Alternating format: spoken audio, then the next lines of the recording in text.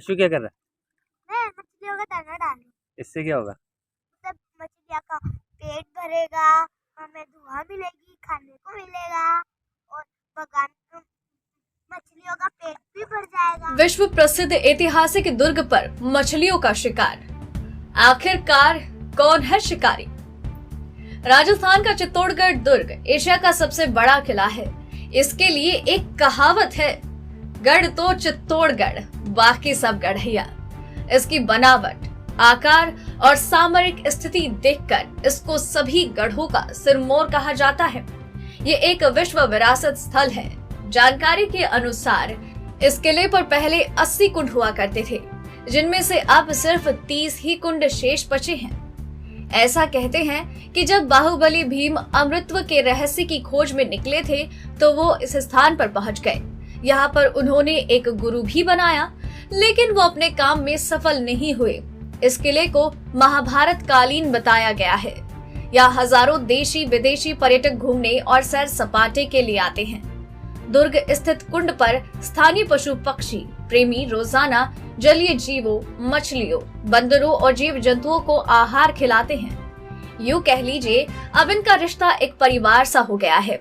लेकिन पिछले कुछ दिनों से देखा गया है कि दुर्ग स्थित जलमय फत्ता कुंड से लगातार मछलियां गायब हो रही है। जब हमने इस बारे में जानकारी जुटाई तो कई आंखें नम हो गई। उन्हें लग रहा था कि कोई है जो यहाँ से सबकी आंखों में धूल झोंक कर मछलियों का शिकार कर रहा है।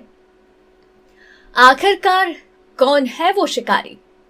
शायद इस उड़ते हुए पक्षी से इसका अंदाजा लगाया जा सकता है, लेकिन इस पक्षी की वजह से मछलियां गायब नहीं हुई है।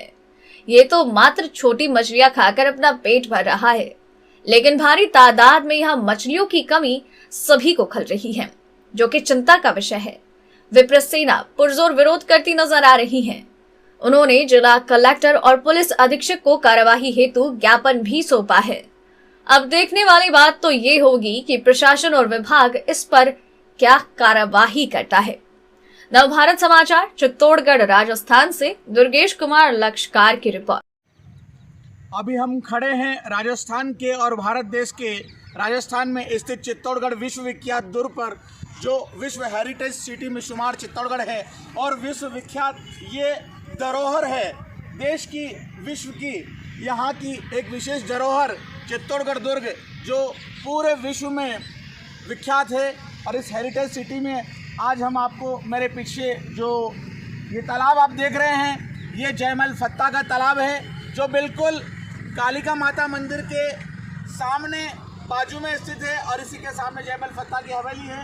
ये जो तालाब की विशेषता ये है कि इस तालाब के अंदर चाहे कितनी भी गर्मी पड़े, वर्ष भर पानी रहता है। यहाँ कभी पानी सूखता नहीं है।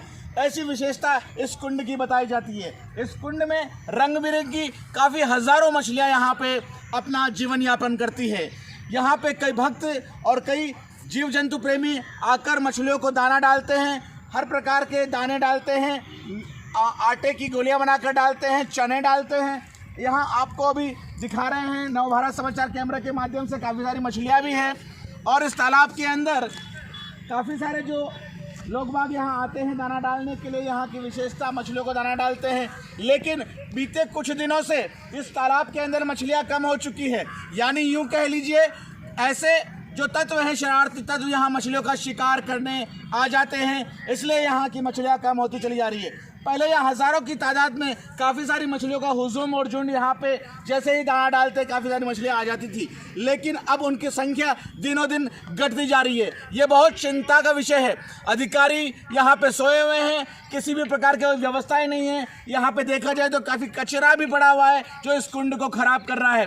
अगर समय रहते इस और ध्यान नहीं दिया तो यहाँ पे जो विश्व हेरिटेज सिटी में शुमार चित्तौड़गढ़ और जयमल फत्ता का जो तालाब है, यहाँ से मछलियाँ बिल्कुल विलुप्त होने के कगार पे है। समय रहते शासन और प्रशासन को, पुरातत्व विभाग को इस ओर ध्यान देना होगा। नवभारत समाचार चित्तौड़गढ़ राजस्थान से दुर्गेश लक्षकार। मेरा नाम सुनीता शर्मा है। और सुनीता जी, आप कितने समय से यहाँ पे सेवा कार्य कर रहे हैं? मछलियों को इस प्रकार से आप दाना खिला रहे हैं? मैं करीब लॉकडाउन के बाद जो 2 साल से जो हमारी स्थिति थी लॉकडाउन के बीच में बेजुबान जानवरों को जो कभी कोई मतलब बाहर निकल नहीं रहा था, उस समय से मैंने ये शुरुआत की। अच्छा अच्छा, तो आप क्या हमेशा रोजाना इस तरह की सेवा कार्य करते हैं, मछलियों को दाना डालते बिल्कुल, हैं? मैं और मेरा परिवार इस मछलियों का जो निरंतर पेट पूजा है, ये नहीं, हम वानर पूजा के लिए भी, वानर सेना को भी हम निरंतर हर त्योहार पर उनको भोजन करवाते हैं। मछलियों की किस प्रकार से आप सेवा करते हैं? हम उन्हें यही आटे की गोलियाँ हो गई या फिर जो काज है उनके जो सामान होता है, जैसे चने हो गए, बाकी की जो खाद्य सामग्री हो गई, उनसे हम उनका पेट मतलब डेली हम लालन पालन करते हैं। तो किस प्रकार का आप यहाँ पे माहौल देखते हैं मछलियों के साथ?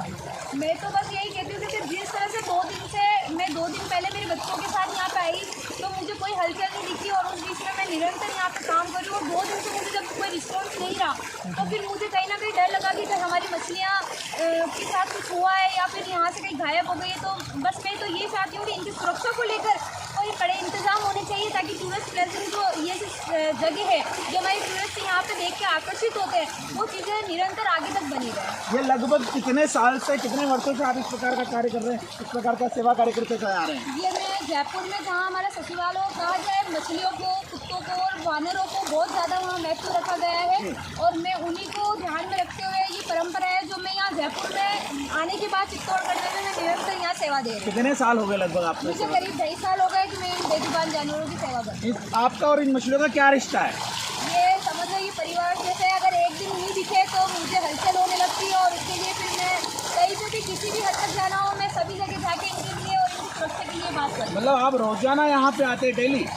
बिल्कुल नियमबद्ध तरीके से? बिल्कुल, मैं और मेरे बच्चे हम सब यहाँ आके और इनकी सेवा करते हैं, और एक बार इनसे आके मुलाकात तो करते हैं। अच्छा, बिल्कुल, आप यहाँ आके मुलाकात करते हैं।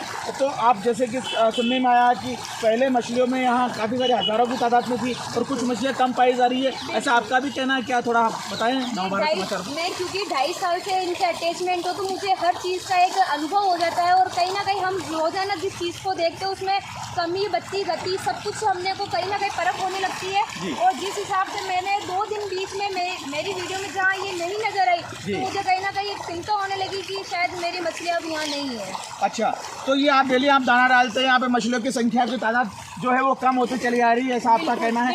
आप क्या मांग करती है? प्रशासन को कभी चेताया है आपने, या कुछ कहा है, क्या मांग करी है? मैं बस यही चाहती हूँ कि इन जो बेजुबान जानवर, यही नहीं यहाँ के कोई जो भी जीव जंतु, पशु पक्षी वगैरह जो भी है, जो हमारे प्राकृतिक सौंदर्य में 4 चांद लगाते हैं, उन जीवों को कहीं ना कहीं हम सुरक्षा नहीं दे। और ये प्रशासन का कहीं ना कहीं एक मैं निवेदन करती हूँ कि आज हमारे धरोहर, जो हमारी ऐतिहासिक धरोहर को फोर्ट के नाम से जो जाना जाता है, उसमें कहीं ना कहीं यही है कि हमारे जो 4 चांद लगाती है, और इन्हें टूरिस्ट प्लेस में हम हमेशा महत्व रखते हैं। तो मैं चाहती हूँ कि इनकी सुरक्षा के लिए यहाँ गार्ड के और कड़े इंतजाम होने चाहिए, कि ताकि हमारे यहाँ पे साफ़ सुथरी और जो स्वच्छता का अगर ध्यान में भी रखेंगे तो इनके बाई चांस कभी मुंह में कोई चीज़ भी चली जाए तो उनसे इनको कोई हानि ना पहुँचे, इस चीज़ की सुरक्षा मैं चाहती हूँ।